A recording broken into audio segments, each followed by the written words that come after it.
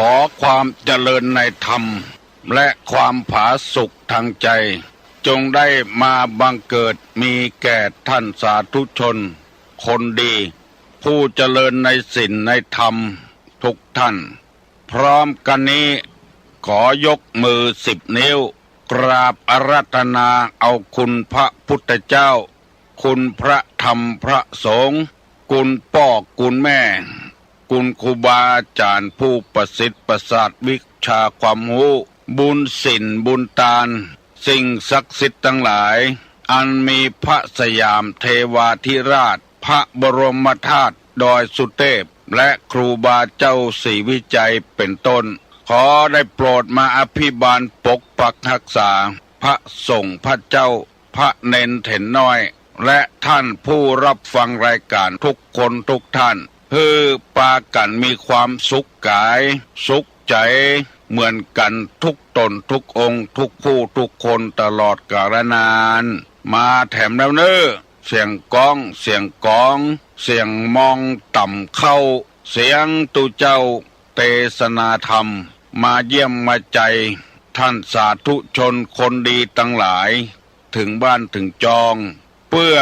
เอาธรรมะแบบรากหญ้าแบบธรรมดามาฮือพ่อแม่พี่น้องทั้งหลายฟังก่อนที่จะได้ฟังนี้ขอเชิญชวนมวลพุทธบริษัททั้งหลายไหว้พระเหมือนกับนักมวยไหว้ครูระลึกถึงครูบาอาจารย์ก่อนผู้ที่ไปแสวงหาสัจธรรม4 อสงไขยปลายแสนมหากัปและ10 ชาติปางสุดท้ายได้เกิดมาเป็นพญาเวสสันตละตาลเข้าของทรัพย์สมบัติสละบัลลังก์ไปบวชเป็นพระฤาษีตาลเมียตาลลูกบำเพ็ญขนาดนักจนได้ตรัสรู้เฮาไหว้ครูบาอาจารย์เนี่ยก่อนเนออาลังหังสัมมาสัมพุทโธภควาพุทธังภควันตังอภิวาเทมิกราบสวากขาโตภควตาธัมโมธัมมังนัมสสามิกราบสุปฏิปันโนภควโตสาวกสังโฆสังฆังนะมามิกราบหันทัพไมยังพุทธัสสะภควโตบุพภาภะคณะมะกะลังกะโลมาเสนะโมตัสสะภะคะวะโตอะระหะโตสัมมาสัมพุทธัสสะนะโมตัสสะภะคะวะโตอะระหะโตสัมมาสัมพุทธัสสะนะโมตัสสะภะคะวะโตอะระหะโตสัมมาสัมพุทธัสสะพุทธังสรณังกัจฉามิธัมมังสรณังกัจฉามิสังฆังสรณังกัจฉามิตุติยัมปิพุทธังสรณังกัจฉามิตุติยัมปิธัมมังสรณังกัจฉามิตุติยัมปิสังฆังสรณังกัจฉามิตติยัมปิพุทธังสรณังกัจฉามิตติยัมปิธัมมังสรณังกัจฉามิตติยัมปิสังฆังสรณังกัจฉามิอิติปิโสภะคะวาอะระหังสัมมาสัมพุทโธวิชชาจรณะสัมปันโนสุขโตโลกาวิทูอนุตตโลปุริสาธัมมสารถิสัทธาเทวมนุษสานังพุทโธภควาติสวากขาโตภควตาธัมโมสันติติโกอากาลิโกเอหิปัสสิโกโอปนะยิโกปัจจัตตังเวทิตโพวินยูหิติสุปฏิปันโนภควโตสาวกสังโฆ อุจุปฏิปันโนภะคะวะโตสาวกสังโฆญาญะปฏิปันโนภะคะวะโตสาวกสังโฆสามิจิปฏิปันโนภะคะวะโตสาวกสังโฆญาติตังจัตตาลิปุริสายุคานิอัฏฐปุริสาปุคลาเอสาภะคะวะโตสาวกสังโฆอาหุไนโยปาหุไนโยทักขิไนโยอัญจลิกาละนิโยอนุตตะลังปุญญเขตังโลกัสสาติกราบหนึ่งกราบสองกราบสามโบราณเป็นว่าเว้นหมาให้ปอศอกเว้นวอกให้ปาปอวาเว้นคนปาลาให้ได้แสนโยชน์หมายความว่าอย่างไรหมามันนอนก็ดีอยู่หันก็ดีเว้นมันเห็นน้อยเขาบุหูใจมันจะคบกามันจะง่างเขาใส่กลางเขาบุหูใจมันเว้นมันเห็นน้อยแล้วคนโบราณเป็นอย่างว่าทำไม่ย่าไม่ยิงนี่หมาดำนี่นอนอยู่บ่ฮื้อก่ายบนหัวหมาคือเว้นตังก้นหมาบนตังบนหัวหมานี่บ่ฮื้อบ่ฮื้อก่ายถ้าเป็นไม่ย่าไม่ยิงนี่เพิ่นสอนกันขนาดนั้นคือปอศอกยังบ่เว้นก็สักศอกนึงมันบ่ปอมีพิษมีภัยแต่ใดวอกนี่คือปอวาเนี่ยเว้นไก่ๆน้อยมือมันยาวเข่ามัดเอวมันกระเดียวมาจ้องผ้าจ้องครัวจ้องได้มันก็ครบอีวอกนี่ที่เขามัดไว้นะถ้าเขาบ่มัดทำต้องไก่เหลือว่าก่อนเว้นคนปาลาเฮือได้แสนโยชน์ปาลานี่ปอสระอาน่ะลาตัวนี้นี่เป็นลอลิงสระอาถ้าว่าเป็นกำไทยก็พาลาแปลว่าคนพาลเนี่ยคนพาลนี่คือคนที่เสาะหาเรื่องก็ใส่คือคนบดีที่เขาว่าพาลหาเรื่องหมู่นี้นี่คือเว้นไก่หันหัวต้งเว้นกลางต้งคือคนพาลนี่เพิ่นว่าดีกันเชียงตึงบ้านตึงเมืองมันว่าบดีเสาะหาเรื่องเข้าใส่คนเป็นผัวก็พาลหาเรื่องใส่เมียทั้งที่บ่มีอย่างสักอย่างอยู่กันดีๆแต่เสาะหาเรื่องก็ใส่กันเป็นเมียก็เสาะหาเรื่องใส่ผัวเนี่ยเวียกเนี่ยการมาเด็กดึงกลางคืนนั่งเอาละเสาะหาเรื่องเขาใส่ละรูปพิษกันมีหกบ่มีหกหาเรื่องเขาใส่เอาจนมีกระจายบางคนจนพอละเมียเพราะเมียเป็นคนพาลเป็นว่าบ่มีก็เลยบ่มีก็บ่มีว่าก็มีอยู่ติ๊กมีก็มีไว้ไปเอาเหี่ยงแล้วเรื่องนี้คนพาลหาเรื่องเล่นเว้นไก่มาหันตะใดดีตะอันมันอยู่บ้านเหนือเขาไปอยู่บ้านใต้มันอยู่ตะวันตกเขาไปอยู่ตะวันออกคนพาลหาเรื่องบัดไปต่อสาวยาวความมันว่าอย่างมาก็ดักมันปิ้นไปปิ้นมาลองสังเกตพอบ้านเมืองอยู่ดีๆแต่พาลหาเรื่องจนได้ผิดน้อยถูกน้อยหน้าที่จะอนุโลมกับกันบัดเดียวนี้ประเทศต่างๆที่จะมาลงทุนในประเทศไทยหงายหน้ากันบอกให้มาลงทุนละที่จะมาสัมพันธ์ไพ่ไมตรีก็บอกให้มาละเพราะบอกไว้ใจบ้านไว้ใจเมืองเพราะมีคนพาลอยู่เสาะหาเรื่องกันอยู่จำไว้เนอะเว้นหมาฮื้อปอศอกเว้นวอกฮื้อปอวาเว้นคนปาลาฮื้อได้แสนโยชน์วันนี้ตุลุงจะเอาธรรมะมาเสนอให้พี่น้องลูกหลานทั้งหลายได้ฟังอันนี้ถ้าไปฟังแล้วจะชอบอกชอบใจเพราะมันถูกต้องตามนั้นอันนี้เป็นธรรมะในทางพระพุทธศาสนาเปิ้นว่าไว้เขียนไว้ตุลุงไปอ่านเขาใส่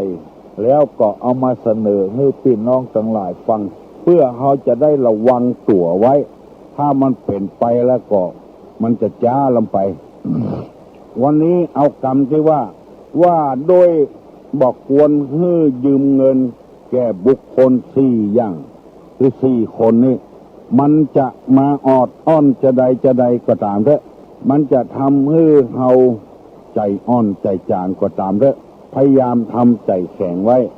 ถ้าเฮามีเงินมีทองให้เขายืมนะ บอกควรฮื้อกู้ฮื้อยืมบุคคล4 คนนี้1คนไร้ศีลธรรม2คนที่ประพฤติเสียหายก็ไร้ศีลธรรมเหมือนกันนะ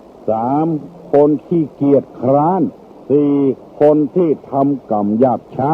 4คนนี้จะไปฮื้อมันยืมถ้าฮื้อก็ฮื้ออย่าเลยบ่ต้องฮื้อยืมกองทุนเงินล้านที่อยู่ในหมู่บ้านขอฮื้อจำไว้เนอะถ้าบุคคล4 คนนี้มายืมจะไปฮื้อยืม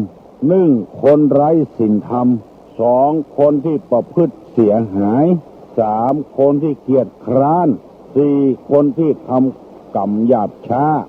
แล้วกำเดียวตุลุงจะขอเมตตาเวลาอธิบาย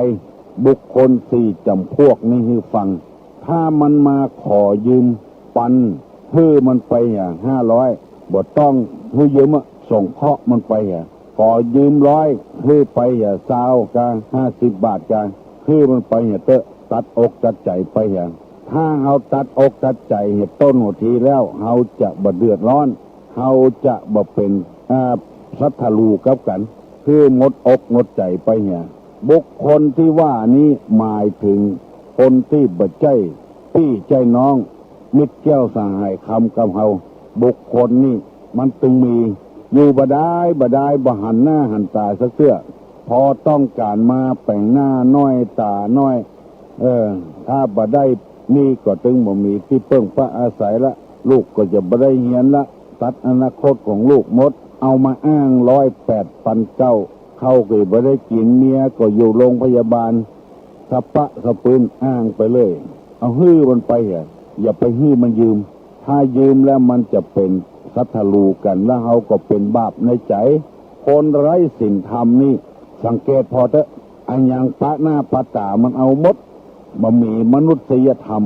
ศีล5 ข้อนี่บ่เหลือสักข้อเอาหมดเบียดเบียนสิงสารสัตว์ฆ่าสัตว์ตัดชีวิตอย่างน้อยๆก็เอาไก่ไปจนกันเนี่ยให้เปิ้นเจ็บโอย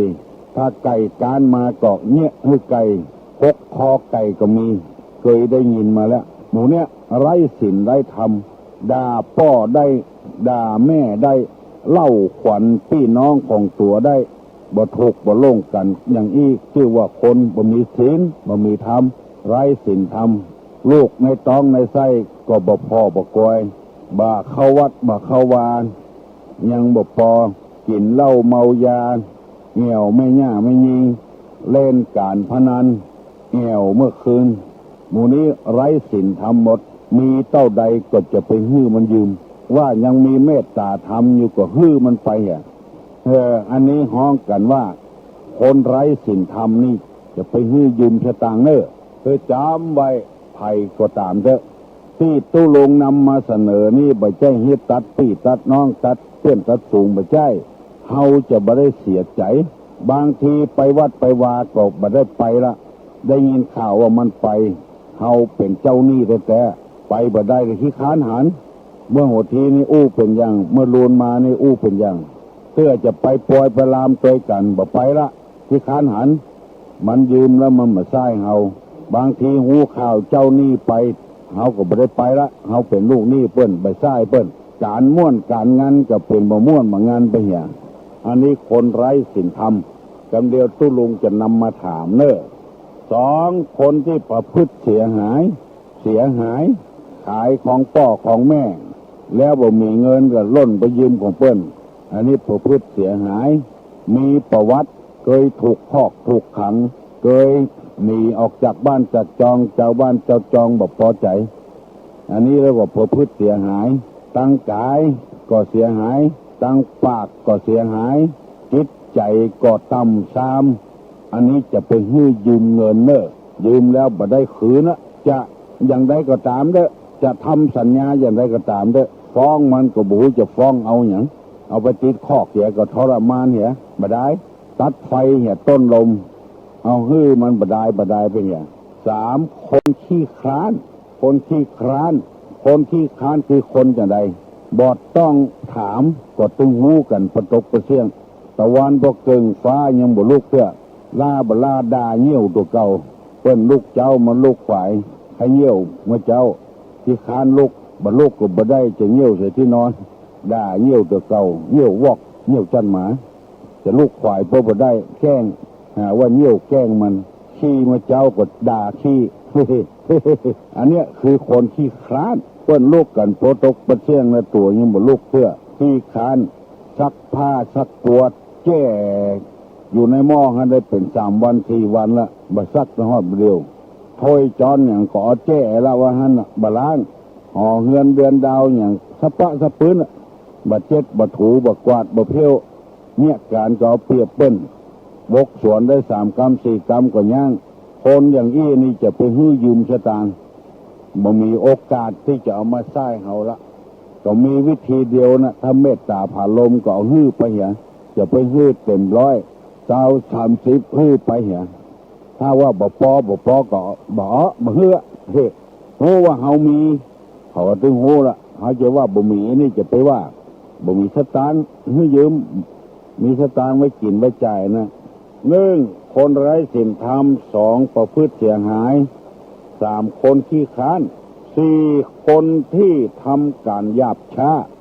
คนที่ทำการหยาบช้าคนบ่ละเอียดคนหยาบคายหยาบช้าคนเช่นนี้คือคนจะใดคือคนที่บ่มีวันพูกบ่มีวันฮือมีวันนี้ตอนน่ะได้กินเนี่ยก็พอใจละอันนี้คือคนหยาบคนช้าทางดีๆนี่บ่ไปทางที่บดีบดักหยาบช้าสามานเปิ้นเนี่ยการอย่างตึงหมู่ตึงมวลหยาบช้าไปเถอะเปิ้นอย่างที่เคยอู้ให้ฟังเปิ้นจวนไปเที่ยวไปทางสถานที่สาธารณะไปเถอะเปิ้นมีดก็บ่ไปขอบกก็บ่ไปนี่คือคนหยาบช้าแอวไปนั่งอู้คนนั้นน้อยคนนี้น้อยเปิ้นกำลังแยกการจุเปิ้นอู้การก็เลยบ่แล้วซะเตื้อขอบอกคนเทียนเด้อไปช่วยกันแฝงเคลื่อนน้ำไปตัวเปิ้นบ่มีขบกวกไปวกมาเอี่ยวอู้คนนั้นน้อยคนนี้น้อยเปิ้นแยกการอยู่ไปจวนเปิ้นอู้เสียการเสียงานลักษณะนี้เปิ้นห้องคนหยาบช้าพี่น้องทั้งหลายที่เล่ามานี้ เพื่อให้คนเฮาได้เตรียมตัวที่มีเงินแล้วจะไปให้คนอื่นกู้บ่ให้กู้ก็บ่ดีแล้วคนที่กล้าเงินก็นักแก่อยู่เน้อ120 บาทมีคนมาเล่าให้ฟังคนต่างประเทศเอาเงินมาให้คนต่างบ้านกู้100เสียดอกเบี้ย50 บาทก็มันก็น่าเอาเหมือนกันนะแต่ว่ามันเอานักลงไปมันไม่ใช่เสียกำเดียวยืมเงิน100มาเก็บวัน10 บาทเก็บอยู่20 วัน10 บาท10 บาทเงิน100เก็บวัน10 บาท10 บาทเก็บอยู่20 วันถ้า10 วันมันก็ได้ตื่นคืนละ20 วันมันได้กำไร 50% ได้กำไรเท่าตัวมันได้20 วันได้100 200ถึงเงินตื่นมันแล้วคนที่บ่เข้าใจก็เอาแต่เอาว่าอันเนี้ยคือระวังไว้มันกินน้อยแล้วแต่มันกินนักมันไม่ใช่ 50% มัน 100% กันเคยมีแล้วจนพอร่ำพอรวยลูกจากเมืองนอกมาซื้อตึกซื้อรามอยู่ที่ในกรุงเทพแต่ก่อนนี้ตุ้ลุงไปเรียนหนังสือมาขายหนังสือพิมพ์เดลินิวมันก็บ่ถูกไทยรัฐมันก็บ่ถูกเดลินีไทยลามาซื้อเขาก็ว่าโอ้ลูกเมืองนอกเมืองนามาขายหนังสือพิมพ์เดี๋ยวอี้มันไปพอใจพอสอจะได้เขาเล่าให้ตู้ฟังว่าโอ้แต่ก่อนเขายังหนุ่มอยู่นอกของห้องทุกปีบ่ฮู้มันออกเงินกู้ตัวเองนั่นยืม100ใช้200ตึงดอกเบี้ยเล่าอย่างเงี้ยเอาเงินให้ยืม100เก็บ20 วันละ10 บาท10 บาท10 บาทอันนี้มันกินเลิกกินเด็กเขาบ่ฮู้เรื่องนายทุนบางคนก็ให้เกินไปบ่หันใจเอาที่บ้านไปการันตียึดบ้านเอาสวนไปการันตียึดสวนเพราะว่าเฮาบ่ได้ศึกษาเราเรียน เขาเป็นคนยากคนจนเป็นอย่างเล่าให้ฟังว่าบ่ใช่มีกะละกันนี้กะละเดียวนาตีตะฝั่งก่อนก็มีนาจิ้นส้มนาไส้อั่วนาจิ้นทอดคือหมายความว่าจะได้ให้แปะจิ้นส้มเพิ่นมากินตัวน้อยเมื่อเข้ามาเข้าเปิ้นถามบ่มีเงินให้เปิ้นเอานาให้เปิ้นเนี่ยนาจิ้นส้มเพราะคนบ่ฮู้บ่รู้ตุลงมาแนะนำให้ฟังก็เพื่อให้พี่น้องทั้งหลายได้มีความเข้าใจขอให้ท่านผู้ฟังทั้งหลายกูคนมีความสุขบันหวันใจหิมากล้าขึ้นอยู่กันให้ม่วนเน้อจะไปก่อทะเลาะวิวาทอย่างกันวันนี้ถ้าเอาดีวันพุธก็จะดีกันต่อไปชุมชนจะได้เข้มแข็งขึ้นตั้งอกตั้งใจรับปอนเนอสัปปีติโยวิวัชชันตุสัพพะโรโควินัสสตุมาเตภวะตวนตะราโยสุขีตีคายุกุภวะอภิวาทนะสีนิสะนิจังวุธาปัจจายิโนจัตตาโลธรรมาวัฏันติอายุวันโนสุขังปลัง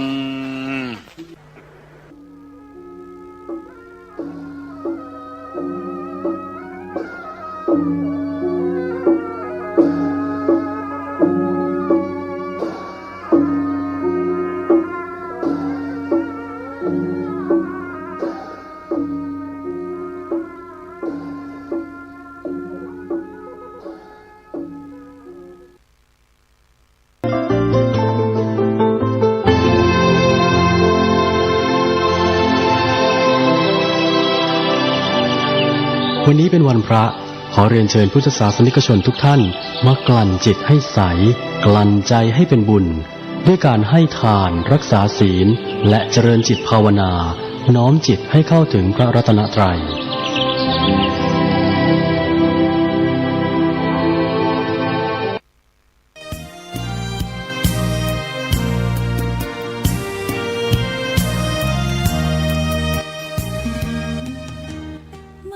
ที่วัดวังสิงห์คำก็จะมีงานบุญประเพณีส่งน้ำพระธาตุใส่ขันดอก108ประจำปีพุทธศักราช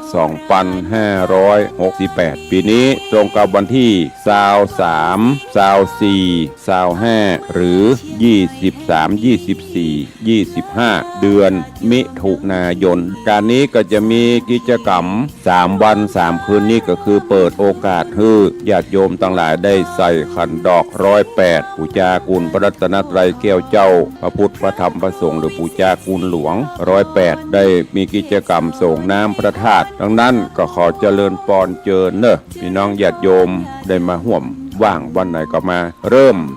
23 24 25มิถุนายนนี้เนอะท่านผู้ใดจะมีกุศลและจิตเจตนาศรัทธาในการร่วมเป็นเจ้าภาพสังฆทานชุดใหญ่ชุดละ 1,000 บาทสังฆทานชุดน้อยชุดละ500 บาทใครจะร่วมก็แจ้งความจำนงได้เข้ามาที่เบอร์โทรศัพท์0817836540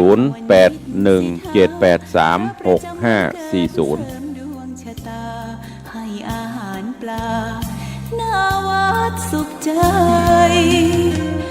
เชิญรวมบุญสงน้ำพระธาตุน้อมใจอภิวาท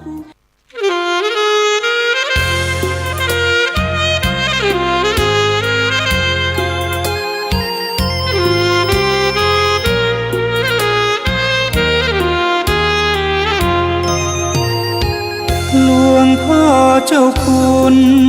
พระธรรมเสนาบดี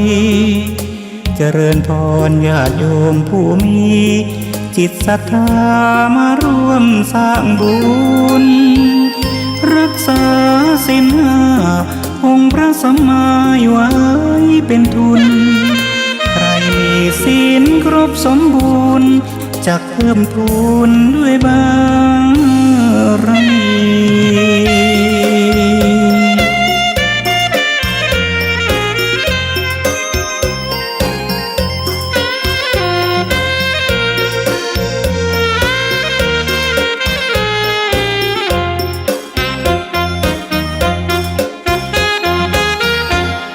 จะขอสาธกยกศีลห้ามารดชนาเอ่ยให้ท่านฟัง ใครทุศีลให้ระวังกำเบนช่างตามราวีศีลข้อหนึ่งพึงจดจำอย่าสร้างกรรมในข้อนี้ชอบฆ่าสัตว์ตัดเนื้อชีวีไรปราณีไม่มีเมตตาอายุจะสั้นเพราะกรรมตัดร้อนให้เดือดร้อนทรมานโรครุมเร้าทั่วกายาขาดศีลปานาเว้นไม่ปราณีใครละศีลข้อนี้ได้ก็จะปลอดภัยในชีวิตอายุยืนหมื่นปีโรคภัยรีเอ้ยไม่มากล้ำกลายศีลข้อสองต้องระวังใครพลาดพลั้งอันตรายมีสินทรัพย์ตั้งมากมายต้องมาลายก็เพราะกรรมเวรลักทรัพย์เขาเอ้ยโกงเข้ามาถึงเวลาโดนฆ่าเข็นรวยทางลัดเนื้อผิดกฎเกณฑ์ให้ละเว้นขออังทินาเว้นได้ก็จำมาลายก็เพราะกรรมเวร